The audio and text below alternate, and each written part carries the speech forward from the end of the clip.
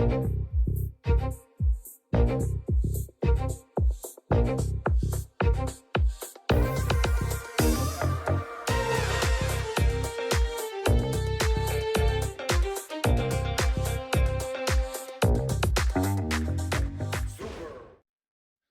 to Super Entrepreneurs Podcast. Today we have with us Darja Gutnick.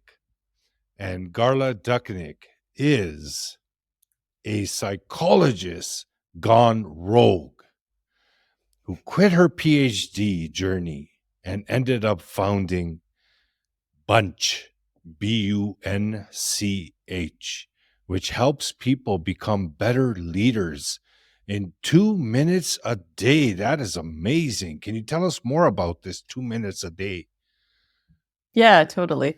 It's actually helping leaders and wannabe leaders at work kind of move from anxious to confident, let's say. So it helps you to turn these triggering moments that we all run into at work almost on a daily basis, like those messages in email or Slack inboxes sometimes that put us off a little, and structure your response in a way that actually helps you kind of, instead of it being a problem, kind of helps you identify an opportunity for growth in that moment. So like by how you structure your response to these triggering moments at work in particular, you kind of decide who you are, how you want to show up, what trust people bring towards you, which opportunities you'll get in the future. The 2 minutes a day thing is interesting because what we noticed when we started talking to professionals all around is that we all are familiar with these triggering situations, but like we don't have any time to actually go and do those trainings and read all those books. And everyone has lists and lists of useful content and useful information on the topic. And we all have ambitions around like the habits we want to build and all this like new information we want to consume. But in reality, the majority of us never gets to do 90% of that. If anyone's lucky, they actually get to follow through on like 1 to 5% of their, let's say, mind to-do lists on what the things that they should be doing or they should be reading. And the idea behind 2 minutes a day is that we want to make it as easy as possible for everyone out there to fit learning and these reflection moments at work into their day-to-day. So the idea is that you don't need to change so much where, you don't need to make a whole hour of learning and reading time every morning or whatever, as long as you keep spending very small amounts of time in your breaks with your morning coffee, like breaks that you already have in your routine, and you fuse them with insights and ideas from experts, coaches, people that have been in the trenches for a long time that help you reframe challenging situations into like opportunities and help you respond in a more productive way at work. Oh, that's cool. That is pretty cool.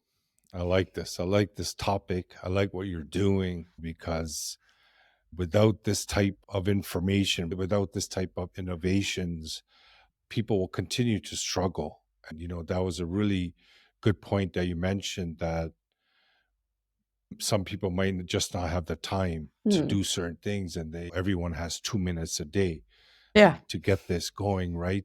And basically, it's like an ongoing tidbit of information that helps them start reprogramming their subconscious mind to look at the things differently, to instead of looking at things as a problem like I used to, but to looking at everything like, oh, there's good in this. It's hidden, right? But there's good in this. And what can I take away from it in the end? Like, I think there's something out of this, right? Exactly. I think we all struggle with this ongoingly. So I don't even necessarily believe that any app framework approach can help you to not be triggered anymore. It's more that you can use it as a signal for, oh, now I have the opportunity to reframe. Now I have the opportunity to see this differently, to approach it differently, to come out stronger, versus giving into that like first emotional reaction that you experience when these things happen, right? Reactive nature. Exactly. It actually helps you to untrain that reactive nature most of us have. And every time a trigger happens, kind of point up a put up a pointing nudge, so to say, oh, this is an opportunity. This is normal. This happens all the time. This is human. Everyone goes for this. That's why there is an app for it. And there's thousands of users. I'm not alone. And now I just need to find the right framework or like the right response template, response Mm. structure to turn this into something good. But would you agree that many thought leaders talk about this, that as you do one thing, you do everything, right? If an individual doesn't have time to work on their mindset on a daily Mm. basis, because they give in to the subconscious voices, those voices that we hear in our head that always have something to say, right? They talk us out of things that we commit consciously. We commit to doing something, and then Mm. those voices that are coming from our paradigms that are subconscious kind of tell us, so you know what, it's okay, you don't have to do it today, right? And we just feel so comfortable with those Mm. voices, and we go and we say, forget it today, let's do it tomorrow. So in the same Mm. sense, wouldn't you think that this would still be an issue? Do you find that still an Mm. issue in your program with people not even doing the 2 minutes? It's so easy, Yeah. so simple. They don't do that either, right? Do you see that? Yeah. Yeah. Yeah. Definitely. I think we Yeah. still like the commitment, the time commitment helps to reduce the Mm, barrier you need to reduce, jump, yeah. so to say, right? But it doesn't like make it so that it's effortless. It makes it very Yeah. easy and convenient, but of course you need to Mm, put a tiny bit of effort. And yes, we do see this, I think, very normal pattern of I want to do it daily, but then I get to do it once or twice a week because on the other days something happens, life comes in the way, I get distracted, I mm, get a phone call, my kids yeah. are around, I need to There's do something always a else. reason. There's always a reason, exactly. And Yeah. I think that's super normal. That's totally normal, right? Like most people that go to the gym, for instance, do that in a routine way, but they still have breaks in their routine. So if you ask someone who goes to the gym regularly, are they like entirely happy and do they go exactly the same amount of time that they wanted to go? Most people would say no. They would say, I'm trying to go 5 times, but currently I'm managing like 3 times. Or someone says, I want to go regularly, but right now I only go on the weekend. So there's always this like mismatch between the identity setting, like I want to be an athlete, so I want to work out regularly, or I want to be a learner, so I want to actually read regularly, and the actual reality. And I think that's the case for just any type of behavior. So when we look into health behaviors like weight loss type of programs or sports, or in this case, learning, it's a very similar patterns all around. But I think what's really interesting, a very interesting learning that we made was that by offering this very lightweight way of engaging with these type of contents, we did increase, I think, the average interaction frequency. So normally, I think when you ask someone who manages a team or someone who is trying to progress in their career, improve their people skills, improve their impact in their team, they get to do learning maybe once a week at best, sometimes even less frequent. Our users, on average, throughout the whole user base, are using the app 2.5 times a week. So there's also people that actually get to do it daily. There's people that get to come back twice a week. There are people that only come back every once in 2 weeks. But overall, the frequency is much higher than what they normally would do. So I think that's how I would kind of measure our impact is Mm, how much time and how often did people typically spend thinking yeah. about how they show up at work versus how often Mm, do they do it with Bunch. yeah. And I find that it is easier on people when you provide them a low barrier of entry, like you give them some platform like you have, right? With 2 minutes a day, it's not overwhelming in the beginning, right? Mm. Just hoping that from that it's a launching pad, because when they're investing and they're spending their time for 2 minutes a day, Exactly. they're starting to shift habits. Because I may have to kind of challenge that one point you mentioned about normal. Mm. What is normal, right? Normal to me is when we end up following the masses and we actually understand it as we can't control it. We got to Mm. make a deal with ourselves, right? If something comes up, we would say life happens. Like that, what we Mm. just mentioned, life happens. I find it like it kind of it's also a habit, like it's also a Mm, subconscious paradigm, because there are people that mm, shift that and make that a non-negotiable. So what that means is once they make a committed decision, they're going to do something. It has to be quite severe before they will miss a day, even. You know what I mean? So that mm, proves to me, and you're a professional in this as well. You could probably help us understand this, that when someone that can get to a place where their commitments are not compromised, they make a mm, committed decision and it's uncompromised, right? They just do it. And then people that are making deals on a consistent basis. You mm. agree that those are like habits?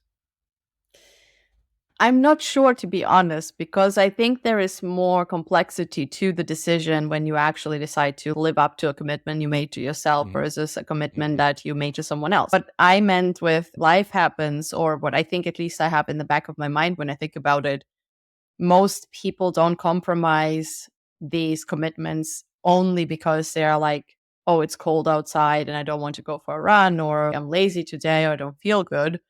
A lot of people make compromises based on commitments they make to others, which I think is a more complex question to answer. If your kid doesn't feel okay and it happens when in a slot of your morning where you typically commit yourself to a sports routine, Yeah.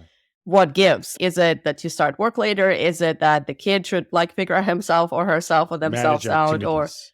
Yeah. right, like it's what will be compromised because time is Mm. limited, unfortunately. Yeah. Yeah. Maybe fortunately, I don't know. But I think it's sometimes, so I can imagine there is cases where people are not living up to their commitments without actually huge conflicts in needs or in what they need to pay attention to. But oftentimes I can imagine that it is actually a conflict between different identities, like being a good parent and being an athlete, being someone who takes care of themselves and wants to progress, but at the same time being there for your family or being there for, I don't know, another commitment that you made in your community or so on. So I think these conflicts are trickier to resolve, in my opinion. And most people that I've coached as a coach as well have struggled with those more. So the typical, I remember a typical situation that a lot of young professionals go through when they start really focusing on getting their businesses off the ground, getting their career off the ground. Everything is focused on their habits around learning, performing. Mm. Sports is a means to staying performant. And you Mm. kind of try to become this like really great professional and really excel in your field. And then people fall in love or they Mm. build partnerships. And then there is all this mess around, oh, but how does the other person structure their mornings? How do I unite this? Like, how does the Mm. integration of all of this look like? And that is where I learned most people drop, so to say, like healthy habits or habits that they build up for themselves in isolation, don't withstand the interaction with other humans and like other goals and priorities they built into their life. So I actually consider those problems trickier to solve, but also I think more frequent than the like usual, oh, I'm too lazy. That all also happens. But I think when you look at the bigger picture, I would say that this conflict of identities, all these different good people I want to be, Mm. and all the Mm. habit sets that Yeah. come with these identities, how Yeah. to actually integrate it like meaningfully, I think that takes years to figure out for most people. Yeah. Like for me, the reason why I was mentioning that is because I considered, now that I look back, I consider Mm. myself a professional procrastinator. Like that I was, oh yeah, I was sounds, just, I'm curious yeah, now. yeah, like I was just a regular thing. It didn't matter. Mm, I would love, absolutely love making those deals with myself. And mm, I consider myself very honest. And I see people all around me, they're overall very honest. They're honest with each other. They want to tell the truth. They want to keep their mm, commitments. Everybody feels they want to do good for others, right? mm, But when it comes to themselves, they're those deals, they're not being honest. And then they don't even realize. I never even realized that I was doing anything wrong.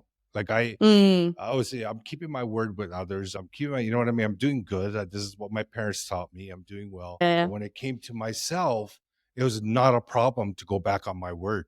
It was never a Mm. problem to lie to myself. It was never a problem for me to compromise on my commitments. It was just Interesting. there, the easiest way out. If I didn't want to do something, I would have those conversations, boom, boom, and out And it then you'd goes the argue next day. yourself out Yeah, of it. next day. Yeah. So I would like some reminders coming back after months. Mm. And what I Mm. found is what my mentor told me, that all of those attributes, everything can be changed, like you mentioned, with effort, Mm. with using your will in the beginning. It can be Mm. changed. You can reprogram the part that actually controls your automatic behavior. So when you reprogram that, you become that self image. When you become that self Mm. image, you only look at yourself like that. So for me, from experience, I could see myself from that time and then now. I Mhm. know that it could be done. But now, Mm. beautiful part about your program, I like that I so far that I'm enjoying, is the 2 minutes a day. Because what I see with people, to take such a big step to Mm. help themselves improve, to, like, for example, sign up for a program or do Mhm. something long term, it takes a little bigger decision, especially for Yeah. someone who's not used to making decisions. Majority of people cannot make decisions, right? So it's very difficult. So when you give them this kind of decision, you're actually getting in to help people much easier. The threshold is Mhm. lower. It Mhm. impacts someone's life more easily. For Mhm. example, someone like me might impact one out of, say, 100, right? You would impact 60 out of 100, for example. The barrier to entry is lower. And that's what Mhm. I like about that. If they get those things every day, that's going to open them up to start seeing the world differently as they progress, and they can change their life, their family's life, right? So beautiful Exactly. what you guys are doing. Yeah. Exactly. I think this is for my co-founder Anthony and myself, this has been kind of the most important part about it all. We always thought about how awesome it would be to give people the support of coaching and all the theories and frameworks we've learned as social scientists over time. And I think we both felt like there is a very big divide between the normal, like average normal is, I should stop using this word. The average professional, so like the majority of us at work, and then Mm. all this like very scientific type of frameworks that have so much merit, and they like what we just talked about, right? Like how do you build habits, and then it starts with Yeah. identity building and so on. Mm. This is knowledge that has been built up in social sciences for the past, I don't know, tens of years. I think probably not quite 100 years, but more or less, maybe the last 6 years or so. And it's really kind of inaccessible for the average person at work. They're showing up, doing their Yeah. thing, signing on, signing off. There isn't really much space for thinking about how to do these things differently, how to do things better, how to help yourself and others better to identify their needs and actually make progress in satisfying those needs as well. And we see this all around. And I think our drive always has been, we've never seen each other or ourselves as the people that need to reinvent everything. Like we're not necessarily the scientists that go in and say, oh, let's Mhm. find the perfect productivity hack or like Yeah. the perfect way for people to learn. It was more so we felt there is a lot of solutions already, but the biggest problem is people don't have any Yeah. time or chance to get access to them. Nobody's going to Yeah. read these scientific Yeah. papers. Mm. Nobody's even Googling stuff that regularly. So the only thing we need to do actually to make a big impact on how people see their learning, their growth journeys at work themselves is to actually bring what's already available so Mm. close to them and make it so accessible that they can actually even Love attempt it. to digest it and really Yeah. build it into their day to day. So we always were driven by this idea of building a bridge between different worlds, like the scientific world and Yeah. the practitioner's world. The new manager that needs to get Mm. access to experiences of those that have been there already and have vetted a few approaches and so on. I think a lot of Bunch is influenced by that idea. So I'm glad No, that it's what resonates. no, it's great. It's great. You just kind of hold someone's hand and say, "Hey, come with me. Let's take a Exactly. little walk. Let's go for a little walk." That's your program, your platform is, let's go for a little walk. It's like Exactly. this. There's more to your work.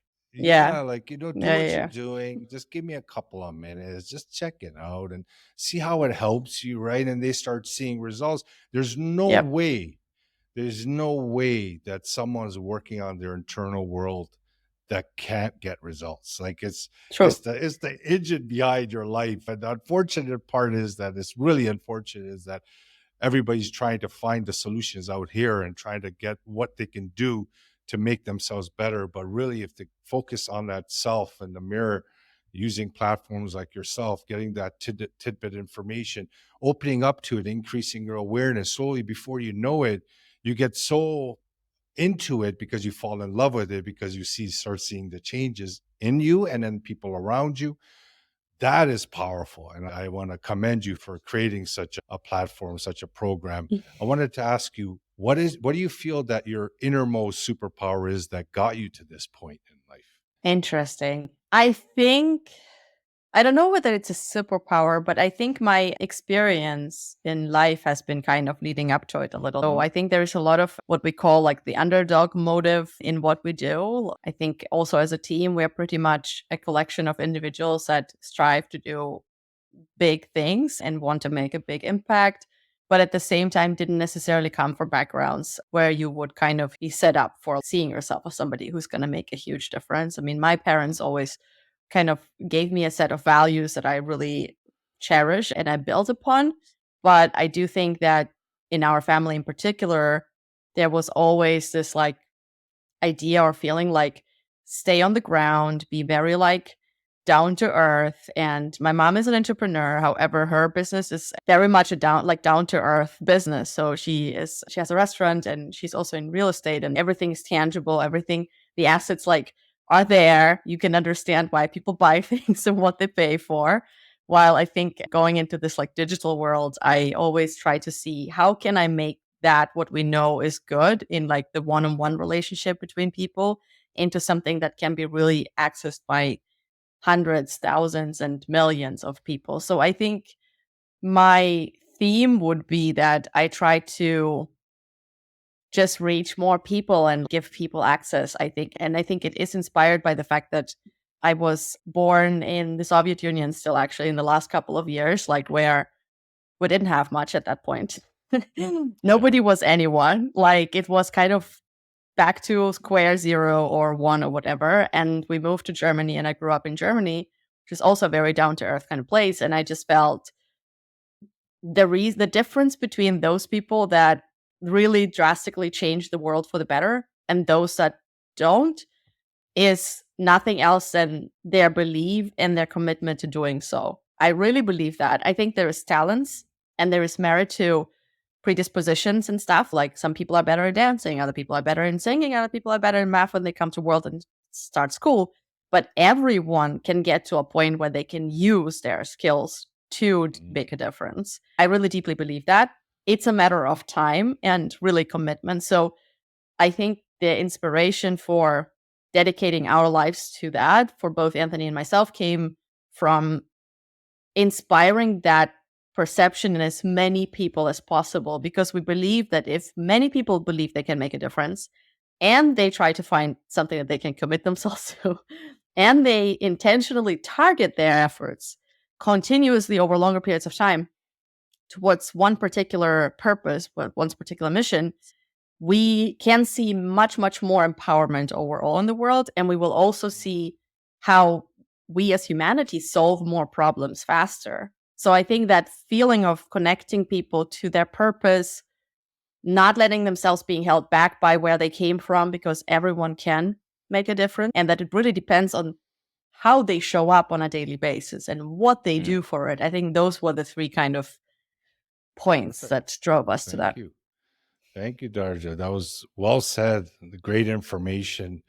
We don't realize how amazing this creation is of human beings. Everything is beautiful, right, in our world, but the actual creation of human beings, incredible. We can't even wrap our head around the way everything is operating automatically, right? In the physical body, how everything is connected. Like it's such a just genius, right? Like it's just out of this world kind of a setup. And then we get born into it and we're raised into it with our environment. We don't really realize these powers that we have within. We don't realize that we can create any kind of experience that we want to genuinely believe that we can create. Then we can create. The keyword is belief. Like you mentioned, belief is everything. When a human being believes they could do something and nothing, it's incredible, right? You can achieve it. I think it's a quote: if you believe, you're right. If you don't believe, you're right. I think it was Thomas Edison. But yeah, it is a superpower that we have, is once we believe something, not on our conscious also conscious, but also subconscious. It has to be part of our blood. Like this is me. It's already me. I know it. That makes a huge change in someone's life. And what you're doing gives them that launching pad, right? It gives them that hand holding in the beginning that, hey, you're not sure right now. Let's just check it out with us. And I appreciate what you guys are doing. And I'm grateful that you came on this show to meet with us today.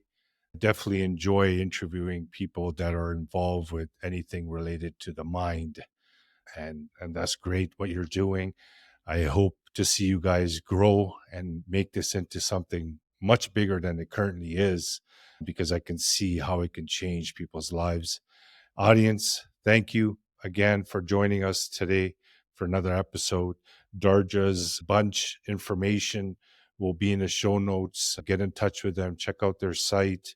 If it just takes you guys a couple minutes a day, there's no harm to invest that time when things can get better in your life, and just consider it like a little, like I mentioned earlier, like a little walk, right? You just check it out, see how you feel, do it for a few days.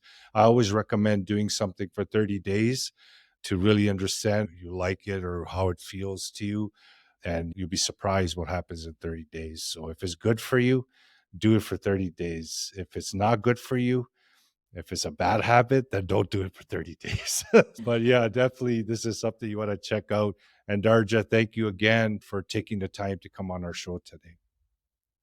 Super gladly, and thank you so much for chatting with me. And yeah, lots of good perspective that we shared today. I think that made me also think a bit more about this whole daily habit, weekly habit, and our commitments that we make to ourselves. So thank you for that.